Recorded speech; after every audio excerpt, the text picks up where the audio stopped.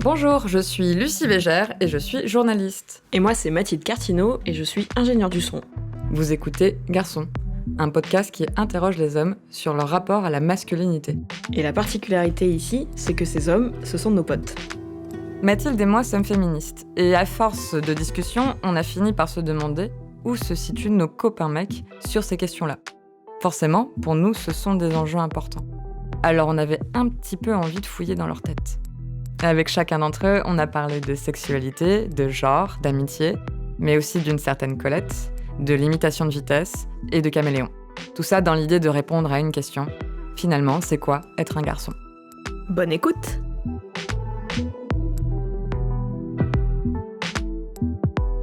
Épisode 1. Pierre. C'est lui qui m'a donné envie d'entamer cette série. Pour le voir, je me rends à Paris. Il y est parti quelques mois refaire son statut d'intermittent. On s'est pas revus depuis une soirée où il portait une tenue très échancrée. Je suis fascinée par son corps, qu'on peut voir comme fragile ou enfantin, alors que je perçois toute la charge virile qu'il y met. J'aime cette dissonance. Je me suis aperçue que beaucoup de mes amis masculins l'entretiennent. Emmitouflés dans nos manteaux d'hiver, nous escaladons les 5 étages qui nous mènent à sa chambre de bonne. Pierre fait ma taille.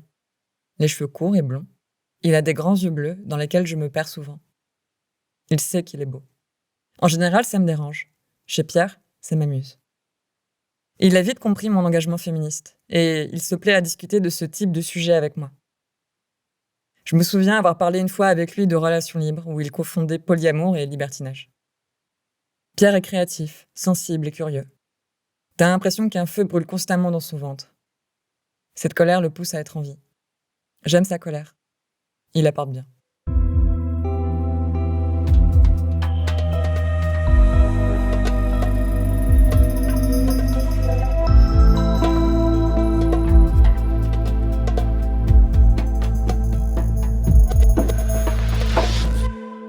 Qu'est-ce que c'est la masculinité ?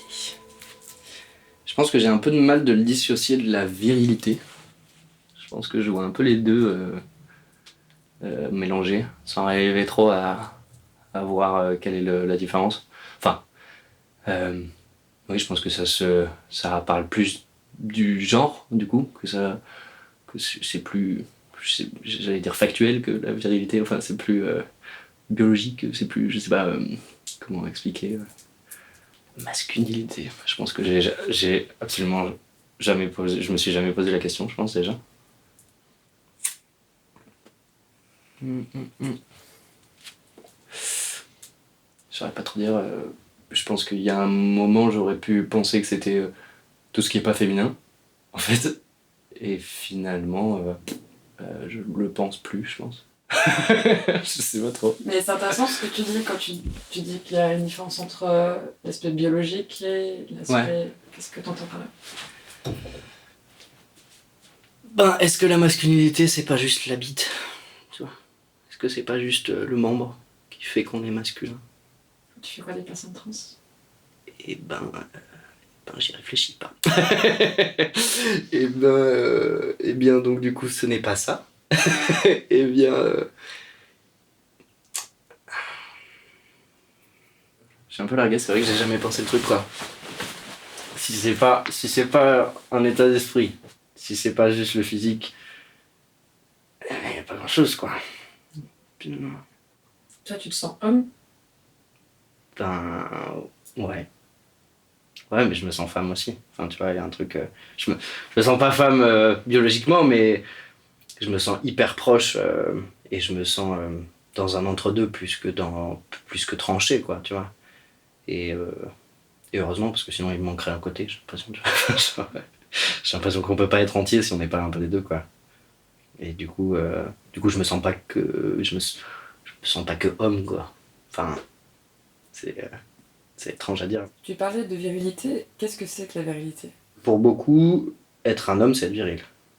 Que c'est quelque chose de très très lié. Je pense que c'est nouveau de penser à un homme totalement, sans virilité. C'est quoi la virilité pour toi ? Comment tu l'aperçois ? Comme une sorte de protection de carapace, d'insensibilité, de forte adaptation et de force en fait de handle it quoi, enfin être au-dessus, gérer toutes les situations, c'est pas être esclave de ses émotions et de ses sentiments. C'est quelque chose qui t'a posé, toi, quand t'étais gamin? Ouais, carrément. Ouais. Quand j'étais gamin, j'ai eu les cheveux longs, j'ai eu une coupe au bol et la mèche jusqu'à 13-14 ans, comme un bobo punk, enfin un bobo rockeux, là, skater. Tout. On me l'a souvent reproché, de pas être assez viril. Et du coup, de pas je sais pas quoi d'ailleurs, mais ce qui est fou, c'est que ça dérange les mecs, ça dérange pas les filles. Jamais. Ça dérange absolument que les mecs, quoi, de voir un mec pas viril. C'est drôle. Enfin, je sais pas si c'est drôle, mais en tout cas, c'est vrai que j'ai jamais eu la remarque d'une fille, quoi, tu vois. Mais ouais, c'est un problème en grandissant, ouais, parce que il y a deux clans qui se forment très vite entre voilà, les filles et les garçons au collège, lycée, tout ça, mais oui, vraiment au collège, même primaire, et tout ça, ça se fait très très vite. Et du coup, quand tu peux te permettre d'aller dans les deux clans, c'est étrange. Et, euh, et j'ai vraiment été comme ça, j'ai toujours été un peu caméléon et à pouvoir comprendre un peu les deux côtés, quoi. Et, euh, et du coup, ça, c'est pas compris par tout le monde du tout. C'est quoi le genre de remarques que tu avais? Au début, c'est pas des remarques, c'est juste des affirmations, TPD. Ça va pas plus loin, tu vois. C'est vraiment, t'as des cheveux longs, tu parles à plus de filles qu'à de mecs, donc TPD. Et ensuite, on te prend pour un faible. Ensuite, c'est juste ça, c'est de la faiblesse, en fait. Parce que tu te plains plus que les autres, parce que t'assumes plus tes sentiments, parce que t'en parles plus. J'ai jamais été violent et énervé contre ces gens-là. Au contraire, j'ai toujours ri. J'ai jamais réussi à me battre avec quelqu'un comme ça. Je m'en suis déjà pris 2-3. Mais j'ai jamais réussi à réagir parce que il me faisait tellement de la peine, même très jeune, tu vois, parce que je voyais que ça les effrayait. Et je trouve ça très très drôle que des mecs soient plus effrayés d'ongles longs et de boucles d'oreilles sur un mec plutôt que d'un flingue, quoi. Tu vois ce que je veux dire? Des fois, c'est vraiment hallucinant. Tu vois la peur dans les yeux, quoi. Tu vois l'incompréhension et la peur, et c'est vrai que ça m'a beaucoup fait rire, quoi. Et, euh, et de te rendre compte que dès que tu te mets à parler un peu ou à poser des questions aux gens qui te traitent de pédé, pourquoi ça te fait ça? Pourquoi tu me traites de pédé? Pourquoi tu penses ça? Pourquoi? Il y a rien, il y a aucun fondement derrière et c'est juste ah ta gueule t'es pédé. Bon bah du coup ça cassait tout de suite le truc quoi. Comment sont un peu les remarques après c'est plus ce qui est drôle c'est que les remarques sont un peu plus pour t'aider toi on dirait. Il y a des gens qui me disaient toi ton problème c'est vraiment tu manques de virilité. Je pense que tu devrais travailler ça. Mais je t'emmerde. Je t'ai jamais dit que j'avais un problème. Enfin, tu vois, je vis très bien. Enfin, tu vois. Ouais, c'était vraiment pour moi. C'était pour m'aider moi.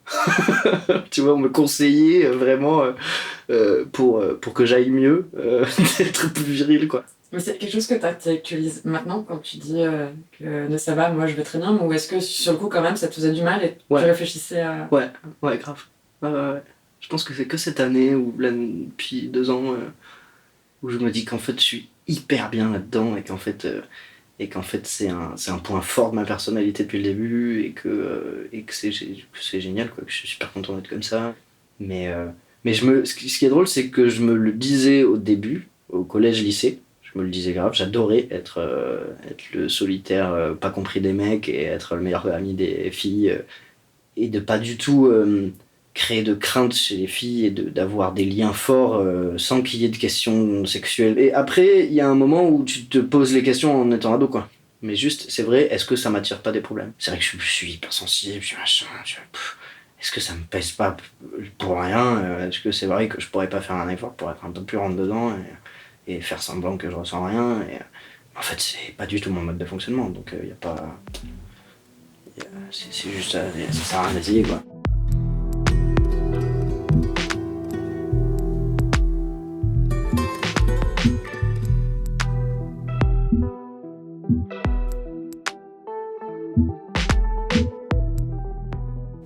Et c'est quoi tes relations avec les hommes, enfin, quand t'étais au collège, primaire, enfin pendant tout le secondaire, quoi. Enfin, comment ça se passait?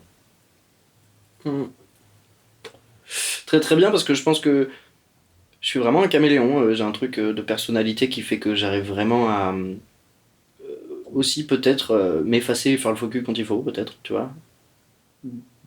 Parce que je suis hyper curieux, je pense. Et il y a un truc qui fait que je préfère dire des fois ce qu'il faut pour continuer la discussion. Tu vois ce que je veux dire? Il y a un truc où voilà, je préfère me mêler à une situation pour l'étudier, comprendre les points de vue, les machins, les trucs, sans forcément rentrer dedans avec le mien.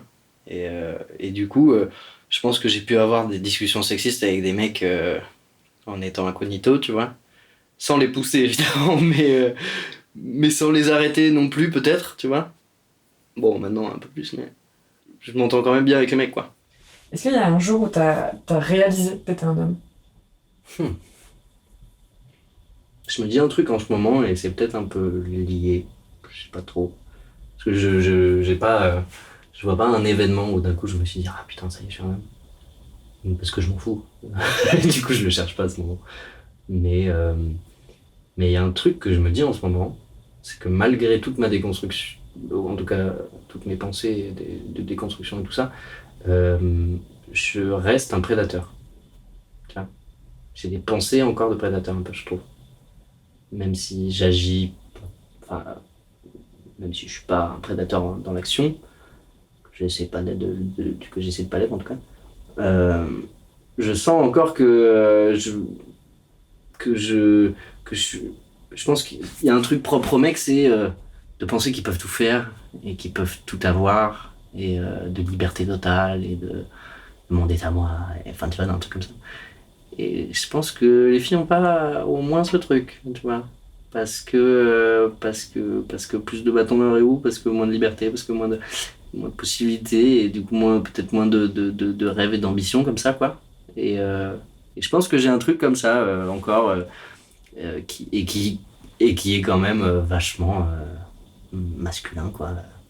Un truc de ah, elle, ah, lui, ah, pourquoi il fait ça comme ça, moi je ferais ça mieux, ah, mais moi ça je veux ça, mais ah, ça j'aurais ça, enfin. Il y a un truc un peu prédateur, ouais. Enfin, je me sens prédateur. Alors que.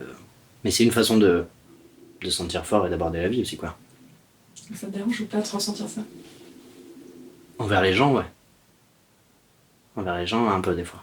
Parce que je me sens au-dessus. Enfin, je sens que c'est une sorte de. C'est une sorte d'émotion qui te. Ça doit pas être très bon pour l'ego de fonctionner comme ça.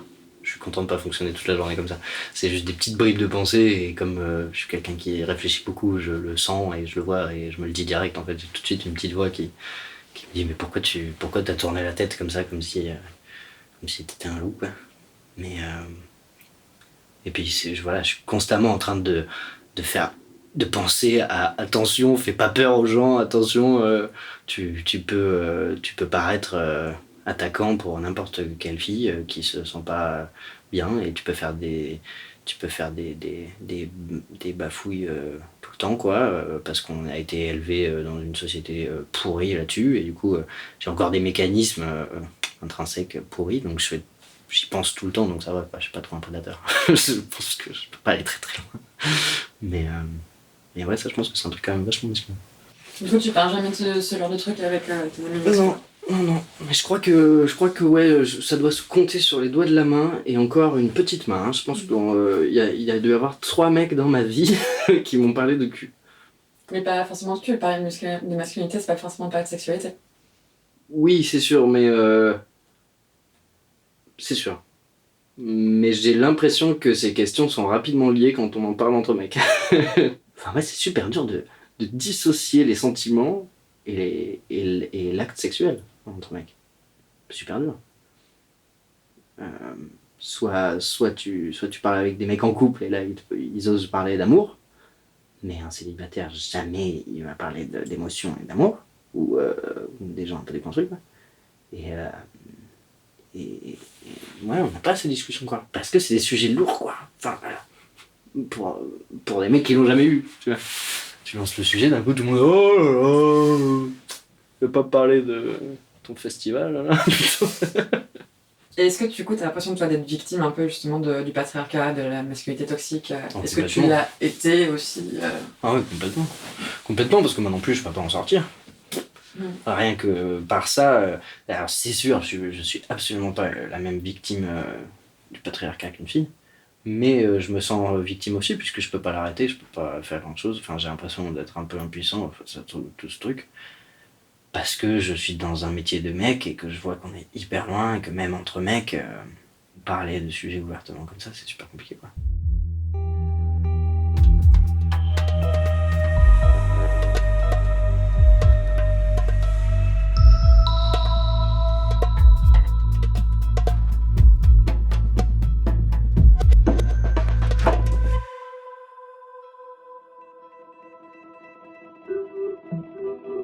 Vous venez d'écouter Pierre pour le podcast Garçon. Vous pourrez trouver les prochains épisodes sur vos plateformes de podcast préférées. Garçon est un podcast réalisé par Mathilde Cartineau et Lucie Végère, avec une musique originale de Pierre Lantignac et Romain Roy. Si vous avez aimé cet épisode, n'hésitez pas à le partager et à en parler avec votre BFF. Merci et à bientôt.